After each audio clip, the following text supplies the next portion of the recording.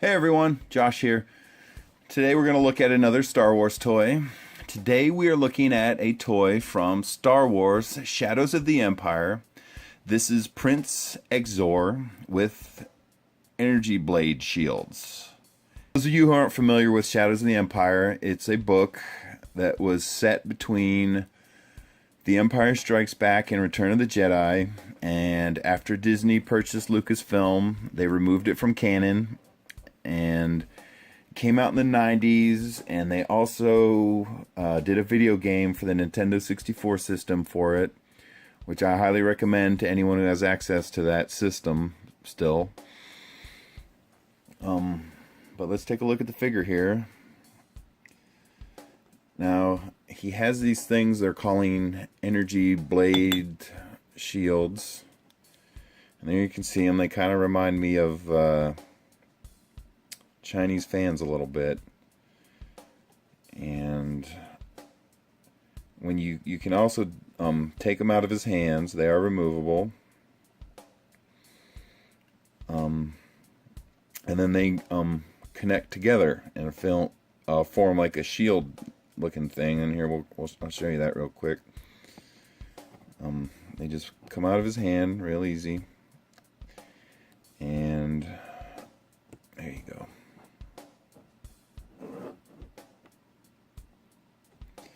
As you can see, if you look at them, one of the handles is a little bigger than the other, and what you do is you take, I think I'm doing it, okay, you take the smaller handle and you insert it inside the big one, and then they click together, and they're one piece now. And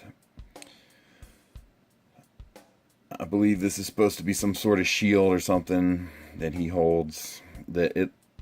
I've never read the book, I'll be honest with you, but it looks like this would be some sort of defense for a lightsaber or something like that. I'm just guessing, but that's what it looks like to me. That if someone was coming at you with a lightsaber, it probably wouldn't be bad to have one of these in your hand. But to disconnect them, you just kind of bend it in the middle there, and you'll hear it pop, and then they just come apart, and then they're separate again. And so let's take a look at the figure. The prince's head moves very little. You get a little bit of movement in it. On his arms, the only thing you get is shoulder movement, and it's kind of limited and restricted by this robe he has on. It's got large shoulder pieces. And his legs do move, but once again, you're restricted by the... There you go, it kind of works. You're restricted by his robe, how far they're going to move, but that's what it looks like. And it does seem like you can get this robe off, but it looks like you're going to do more damage to it, so I haven't really done it. But it does look removable. You can kind of see he does appear to have some sort of armor on it. Let's see if we can get this thing off of here. There we go. Now can we get it back on later?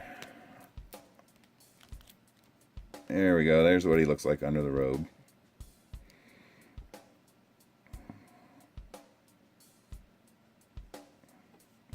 He's got this creepy spine that you can see the bones protruding.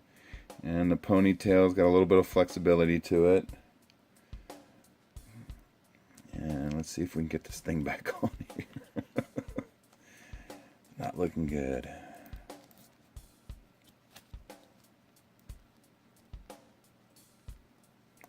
There we go. We did it.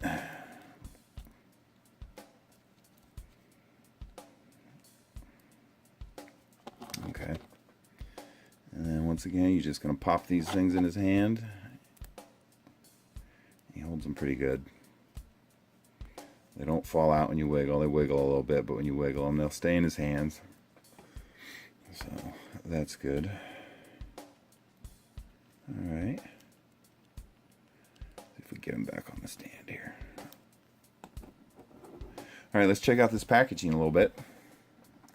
If you turn it around on these figures, they came with a very long description of what happened in the book, and you know, I think they were trying to use these to kind of cross promote and get people interested in the book so they could keep Star Wars alive. Because you got to remember, this was during the 90s. There wasn't a lot happening with Star Wars back then. So let's see what it says.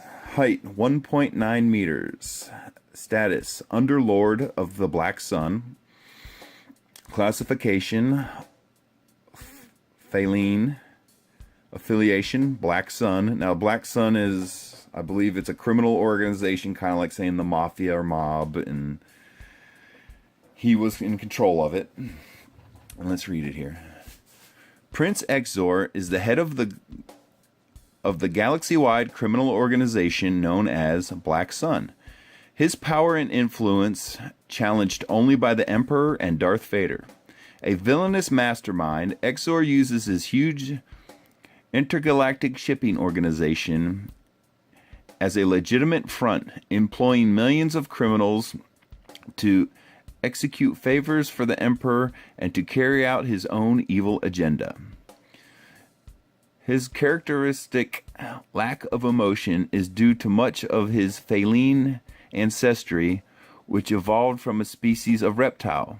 Cold and clever, he plots his moves with a diabolical genius and fights with the skill of a Terraskaios master, stopping at nothing to get his way.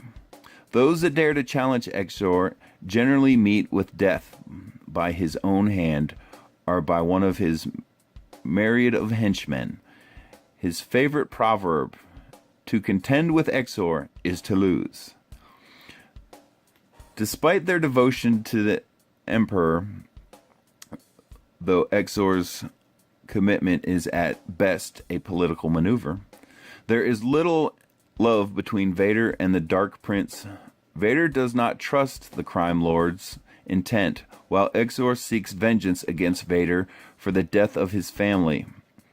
A direct attempt on Vader's life, however, would be too dangerous, even for Xizor, and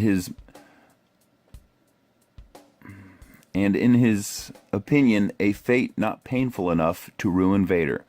In the eyes of his beloved master would be the ultimate...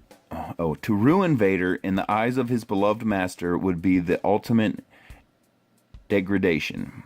A feat which could be accomplished by locating and eliminating Luke Skywalker, spoiling Vader's promise, and delivering Skywalker to the Emperor alive, would undermine Vader's reliability and give Xizor all that he desires: final vengeance and Vader's position as the second most powerful figure in the galaxy. There you go. Then you can see there's an artist rendering of him there.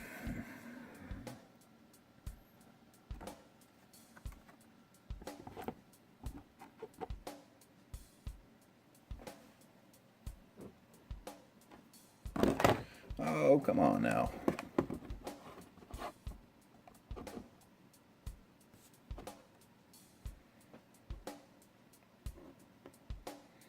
There you have him, everyone. There's Prince Xizor with energy blade shields.